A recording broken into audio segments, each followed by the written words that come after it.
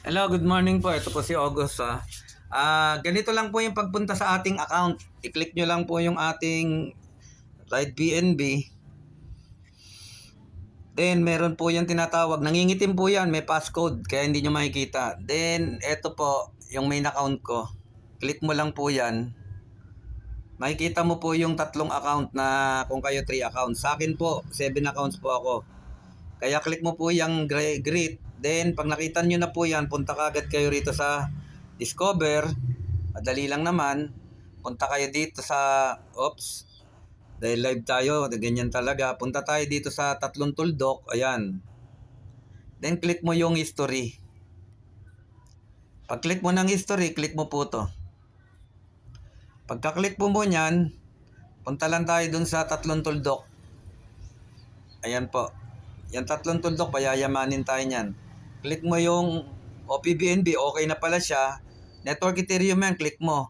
Then click mo yung desktop mode. Sa tatlong tuldok lagi yan ang gagaling ha. Then ito na po yung aking account, Ambassador. Makikita nyo na po lahat yan. Kung magkano yung income ninyo. Yan. Makikita nyo yung income, level income, then community, 727 na. Then balik lang po kayo rito kung babalik kayo sa ibang wallet. Yan. Balik ulit tayo. Ngayon naman, para makita mo po yung tinatawag na referrals mo, click mo to.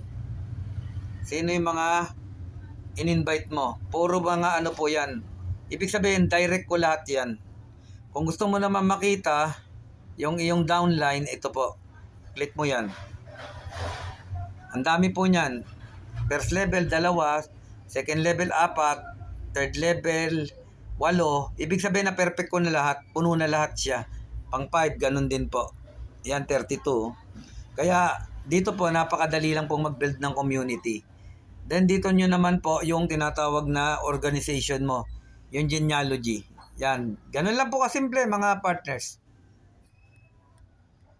Ulitin nyo na lang po yung video.